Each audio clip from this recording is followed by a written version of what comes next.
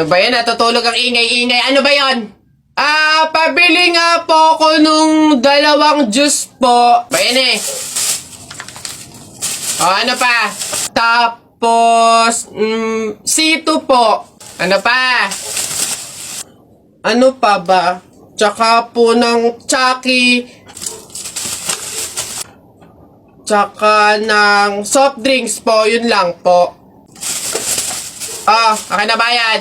Ito po yung bayad. Ano? Sa dinami-dami mong bibilin, pipiso lang palang pera mong bata kang na demonyo ka?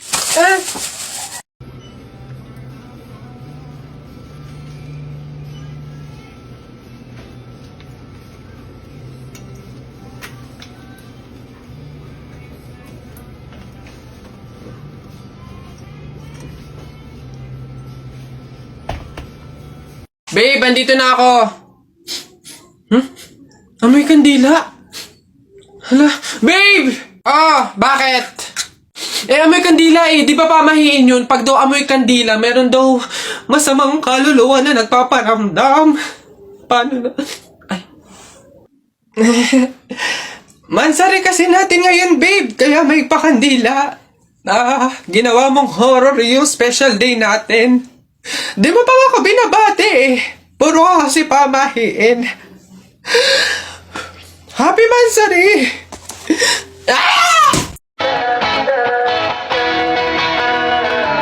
Alam mo ba, munti ka na sumuko ang puso ko. Sa paulit-ulit na pagkakataon na nasaktan na bigo. Mukhang delikado na naman ako. Bakit ba kinikilig na naman ako? Pero ngayon ay parang kakaiba. Pag nakatingin sa iyong mata, ang mundo ay kalma. Ngayon andyan ka na, di magmamadali. Ikaw lang ang katabi. Saan ko kay pumuti? Di na maghahanap ng kung anong sagot sa mga tanong. Dahil ikaw ang katiyakan ko. Hindi na ako bibitaw. Iyong ipaglaw para sa'yo. Kung meron ng kulay na pinagsisilbing tanglaw. Ikaw ay dilaw. Di akalain mararamdaman ko muli ang yakap ng panahon habang kumakalapit ang init at sinag ng araw. Kang di naman delikado kasi parang humingiti na naman ako. Kaya ngayon di na ako mangangamba kahit anong sabihin nila. Ngayon andyan ka na, di magmamadali. Ikaw na ang katabi. Saan ko kay pumuti? Di na maghahanap ng kung anong sagot sa mga tanong. Uy, pre! Ano na naman? Eto na nga, pre, ikikwento ko. Naniniwala ka ba sa mga pamahiin? Ba hindi ako papaloko sa mga ganyan, mga pang-uto-uto lang yung mga pamahiin na yan. Ay nako, pre, ngayon, kailangan mo nang maniwala. Bakit naman? Anong mangyayari kung hindi ako sumunod sa pamahiin na yan?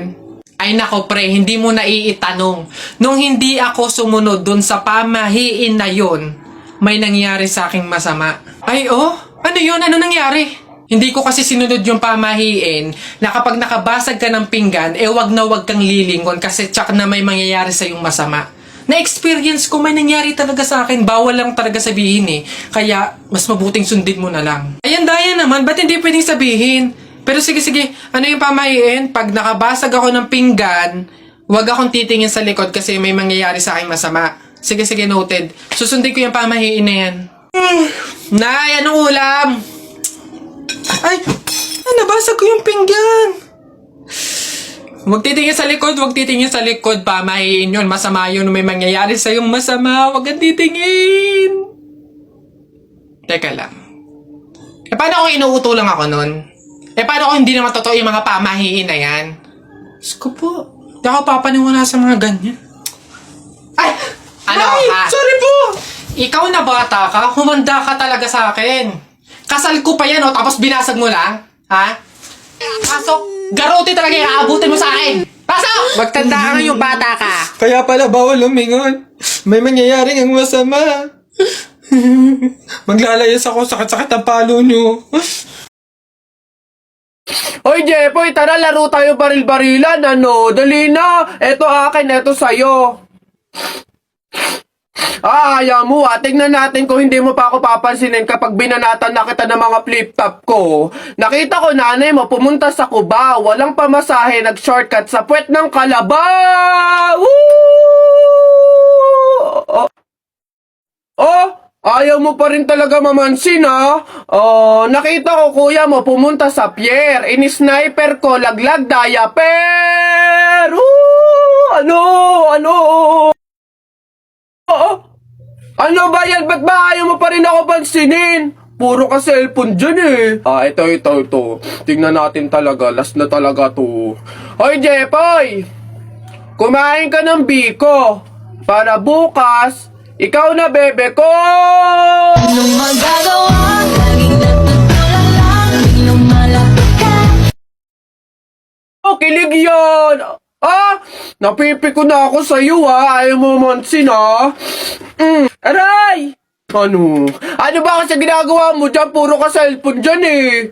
Siyempre, naghahanap ako ng pwedeng i-post ko dito sa Instagram kasi ang dami ko ng followers. Ay, kaya pala. Gusto ko din dumami yung Instagram followers ko. Paano ba yan, Jepoy? Basta balong ganito na lang gawin mo. Pumunta ka sa TikTok account ni Kuya Kenkoy, tapos click mo lang yung link doon sa bio niya. Ayun, doon mo malalaman kung paano dumami yung followers sa Instagram. Hoy, Mark Jun, Alex, may tanong ako. Anong gagawin nyo kapag kayo na lang tao sa mundo? Dali. Basta sasakay ako sa mga Ferrari, sa helicopter, tsaka sa mga eroplano. Tapos okay lang kahit ibangga ako kasi wala na namang mga pulis eh. Lalo sa akin! Pupunta ako sa Star City tapos sasakyan ko lahat ng mga rides doon. Ikaw na nga lang mag-isa eh. Sino magpipindot nun? Ayo nga. Yun na yung sa inyo basta ako wala namang makakakita sa akin. Maguhubad ako. Nay! Ano na naman yan? Bakit? Nay, may nagbebenta na sa labas ng mga sisiw. Bibili na ako. Mura lang yun eh. 20 lang yun eh. Dali na. Sus na bata ka. Nung nakaraan nung ginawa mo dun sa asul tsaka dun sa dilaw na sisiw mo ba yun?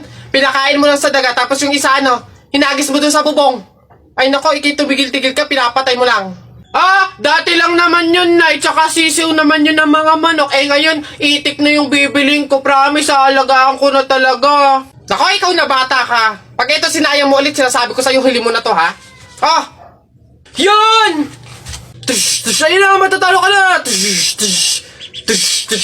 Yay! Nakalaban!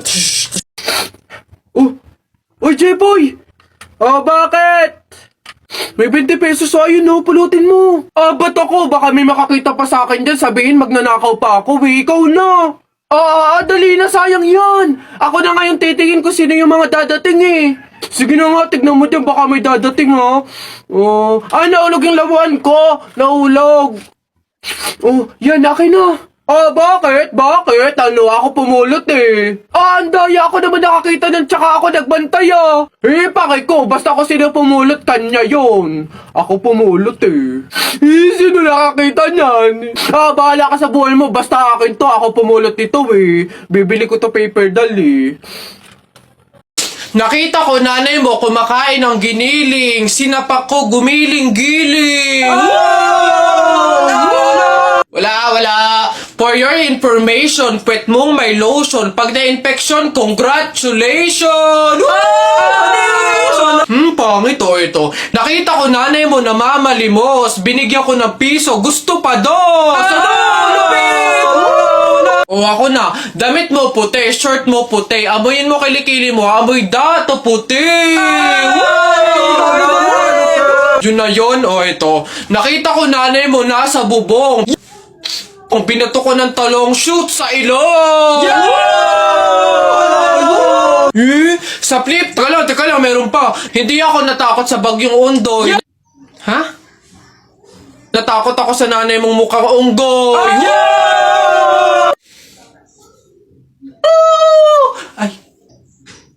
Ay, Nay! Hoy, ikaw na bata ka. Ano yung pinagsasabi mo dito? Tungkol sa nanay niya, ha? Anak ko ito eh. So ako yung sinasabihan mo, ha? Ay, ate Flor, ano po yun? Mga flip-top lang po yun. Mga joke-joke lang po, biro-biro lang po. Hindi po totoo yun eh. Ako nakakapang-init ng ulo tong batang to. Nasaan yung nanay mo, ha? Sasabihin ko lahat ng sinabi mo sa akin. Ay, hindi po, ate Flor, wag po. Joke lang po yun. Hindi na, mga biro-biro lang po. Hindi naman po, totoo yun. Wag po, ate Flor. Hoy, Balong! Shhh! Anak, bakit? Para kasing napapansin ko, wala pa si Naboboy at Jepoy dito sa kanto eh. Hindi siguro maglalaban yun ng flip-top. Puntahan kaya natin sa kanila. Hala, oo nga, tara! Tara! Ayan, dito yun. Tao po! Bakit? Si Jepoy po! Ay nako, kayo tumigil-tigil muna sa mga laro-larong iyan. Nandito si Jepoy, pinatulog ko. Boy, ano? Sige po. Tara kay Buboy. Tara. Tao po! Si Buboy po! Ay, wala mo na laro-laro. Andito, pinagliligpit ko ng plato. Kawawa naman si Buboy. Okay po. Tara. Tara. Ano ba yan? Paano na yan? Di tayo makakapanood ng flip-top. Tayo na lang kaya maglaban. Try natin din mag-flip-top. Hindi ako magaling mag-flip-top eh. Hindi din naman ako magaling sa flip-top, pero meron akong onti-onting alam. Sige, ako unang titira. Anong tawag nila doon? Banat! Ako unang babanat ha. I don't care, papa mong dancer. Nakita ko sa bar, naka-diaper. Woo!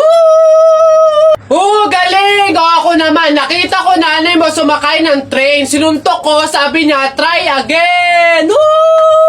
Lupit! Ako naman, short mo blue, brief mo blue, damit mo blue. Pagdating sa mukha mo, mukhang Diablo! Puti naman to, hindi naman to blue. Ako naman, nakita ko kuya mo nasa tuktok ng puno ng akasya. Sinungkit ko yung puwet, kasyang-kasya! Woo! Uy, Balong, ang galing pala natin mag-flip-top, no? Parang mas magagaling pa tayo kay Naboboy at Jepoy, eh. Ang babaho naman ng mga yun. Talaga, yayabang lang ng mga yun, eh. Bulok naman. Oh, banatan ko yung mga yun, eh. Oh! Anak? Oh, Nay. Kunin mo yung mga ginamit sa sugal ng burol ng lolo mo, tapos sunugin mo. Nay, bakit? Basta masama yun, pamahiin yun, gawin mo na lang. Yung mga baraha? Oo nga, basta lahat ng ginamit sa sugal, sunugin mo. Lahat, ha? Sige, Nay.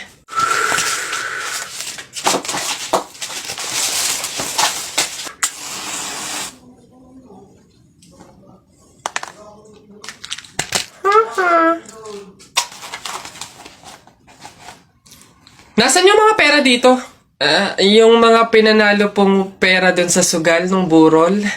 Sinunog ko na rin po, Nay, kasi sabi nyo nga po sunugin ko yung mga ginamit sa sugal eh. Ha? Bakit mo sinunog? Guess what? You know, last night, yo, it was the best. I met a pretty girlie na taga-IS. Mayroon siya mga kasama to make it sure. Isa lang ang aking napuna, lahat sila demure. Kaya ang sabi niya, hey Andrew, I would like you to meet my friends. And believe me, lahat sila ay my Mercedes-Benz. This is Anna, this is Karen, this is Tanya, this is Jill. Lahat sila nakatira sa San Lorenzoville among the four. Kay Ana, ako na patingin. At pagkatapos ng si Ana ay biglang lumapit sa akin. Tinanong niya ako, hey Andrew, can I have your number too? Sumagot ako, 801-6722. Ilan ba nakuha ko? 1, 2, 3, 4. Madami pala, kalang konti na po.